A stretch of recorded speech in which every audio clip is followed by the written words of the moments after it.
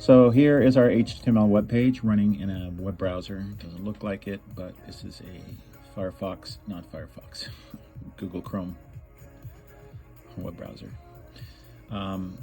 This is the start button. We push the start and it will start listening to our voice input.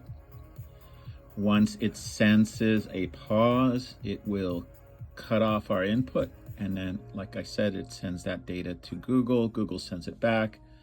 And the text is populated here. We could put additional information here. This is actually a status of the ESP32 and all the output devices. And we could add some additional constraints here. We're not going to get started with that. This DTD is also something that is sent out to ChatGPT, and that DTD is the data type definition. This is loosely constructed. It's not formal DTD. And you could, in fact, just describe it with plain words.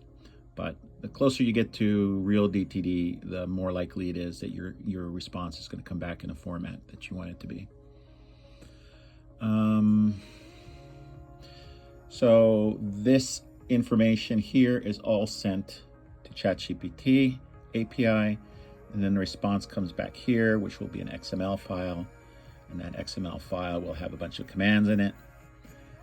And those commands will be executed. Now, the commands are sent wirelessly through the laptop to the wireless internet, and then sent wirelessly to the ESP32 that's acting like a web server. So it's listening, waiting for commands to be issued.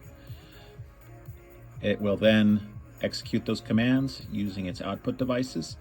And just to mirror, if this were, for example, a remote device, we would want to see what's going on. So we basically, the 4 LEDs here and the servo. Now, servo is represented by a slider. This is in the 0 degree position, and at the other extreme is 170 degree. So this will correlate with the destination of that. It won't actually track along with the servo, but it'll show you where it's headed.